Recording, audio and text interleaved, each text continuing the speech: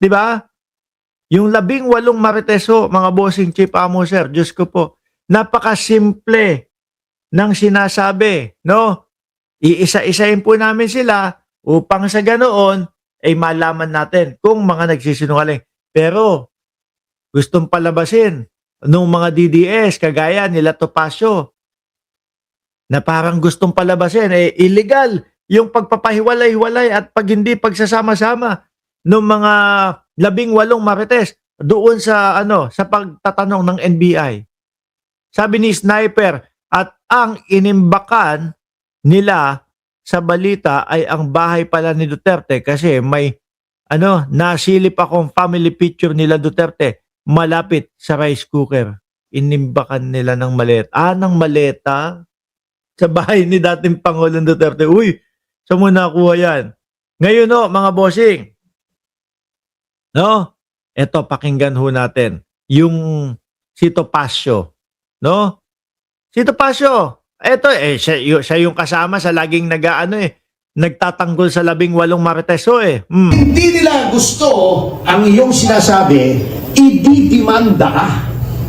Totoo po ba yun, mga kababayan? Singongi. Singongi. Oh, bakit po dinimanda ng NBI? Bakit po ihinabla ng NBI? Dahil po doon sa mga pagpapakalat ng mga fake news. Di ba? Sino pa? Yung mga, alam nyo mga kababayan, kaya po yung isa naman vlogger nila, kay General Torre naman, iniratay si General Torre. Sa higaan, malubha daw ang sakit. Di ba? Dahil po may mga dahilan. Kaya idinidemanda po. Mga bossing. Miski ho tayo, sinasabi natin, ay wag niyong palagpasin yan. Kasi kapag pinalagpas yan, madaming gagaya. At magkakalat lalo yung fake news sa atin. Ako ho, para sa akin, mas more on kapag hindi pabor sa mga DDS. Yung resulta, ano sasabihin nila? Wala yan, dinaya yan. Wala yan, kasi malakas ang kapit niyan. Gobyerno kasi yan. Ganun sila. Ayan nga, pilit ipinapalunok sa mamamayang Pilipino na dapat daw po hindi daw po dapat iniisa-isa yung 18 marites nila. Alam natin na tama yung prosesong pag-isa-isa sa pagtatanong doon sa 18 marites. Pero gusto ipalunok sa atin mga bossing na hindi tama yun. Kumbaga gusto sabihin, illegal yun. Paano naging illegal yun? Nasa proseso yun. Ayan. Yung mga nagsusumbong ng katiwalian, sila ang dinidemanda. Yan na naman yung marites. Yung 18 marites nila, mga kababayan. Di ba? Yun yung pinipilit nila. Na, dapat hindi ito yung iniimbestigahan ninyo. Dapat hindi ito yung mga pinagtatatanong ninyo. Putang ina, yung mga marites nyo, yung 18 marites nyo, sa mga hearing at sa mga pa-interview pa lang nila, sablay-sablay na Tapos ang gustong mangyari nila Topacio, nila Defensor, paniwalaan agad ng NBI. Hindi ubra yun. Nakikita, napapanood ng NBI. Sali-saliwa yung mga pinagsasasabi. De Lima, tumanggap daw sa kanila. Nahatiran daw ng maleta si De Lima. Sabi ng taong bayan, sandali, bakit hahatiran nila ng maleta si De Lima?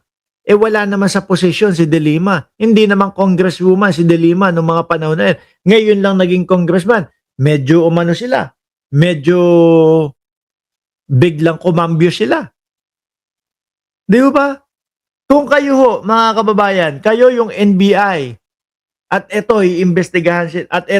iimbestigahan sila at ito lumalapit sila. Pakikinggan mo yung mga reklamo nila. Didire-diretsuhin mo ba silang pakinggan? O papaniwalaan mo ba sila agad-agad, Ma'am Elvira? Siyempre hindi. Nakita mo yung mga pa-interview at yung mga press conference nila Puro kagaguhan yung mga pinagsasasabi. Ngayon, cross-examine muna natin. alamin muna natin talaga kung katotohanan ba yung mga sinasabi nitong mga ito. Di ba, Topacio? Ganun yun. Normal lang. Yung ipatawag, isa-isa, yung 18 marites at isa-isa, pagtatanungin yung 18 marites. Sa halip na imbestigahan ang mga isinusuplong. Hindi pwede yun. No? Hindi pwede ho yun, mga kababayan. Kailangan alamin muna bago natin ipatawag yung mga isinusuplong. Alamin muna natin, baka may galit lang itong mga kupal na ito. Alamin natin, baka binayaran lang ang itong mga ito. Oh, alamin natin na baka may nag-uutos lang dito sa mga ito. Ganun yun. Tapos kapag ka nalaman nila, oh, hindi. Lahat sila, no, pinaghiwa-hiwalay na natin. Pero tama yung kanilang mga sinasabi at pare-parehas yung kanilang mga sinasabi. Ngayon, ipatawag natin si Martin Romualdez at ang presidente ng Pilipinas. Di ba gano'n naman po lagi yun? May irereklamo ka? O sige, kausapin muna kita. Alamin ko muna kung ano yung irereklamo mo. Ganun yun, mga boss. Sino pa ngayon ang magsusumbong? Di ba? Ano daw? Anyway ho, mga kababayan, yung 18 marites nila, o eto, bumalik ho sa NBI. At ito nakakatawa ho mga bossing. Nakakatawa ho sa kanila. Request nila, ano po, ang request nila, papayag sila na isa-isahin yung 18 marites na papasukin o interviewin, ngunit subalit, kailangan si Baligod laging kasama nung mga i-interviewin. Sabi ko, sandali lang. Paano naging isa-isa yon? Parang ang gagawing estilo niyan is kapag ka hindi na makasagot yung Marines na ini-interview, biglang e-entra si Baligod. Kapag ka medyo lumalayo na yung sinasabi nung Marines na yon, biglang e-entra si Baligod para ibalik doon sa tamang usapin o kung ano yung gusto nilang usapin. Di ba? Ngayon, sabi ko, ay hindi papayagan yan. Kasi baka ganun yung gawin. Pero pumayag ho ang NBI Pumayag yung NBI, mga kababayan, nakasama na si Baligod. Nung pumayag ho, mga bossing, sabi nila Topacio, hindi na daw sila papayag. Sabi nila Defensor, hindi na daw sila papayag. Bakit daw ho? Kasi hindi kakayanin ni Baligod. 18 daw yun, nakakapagod daw. Hindi mo naman mga kupal. Di ba? Ang gulo.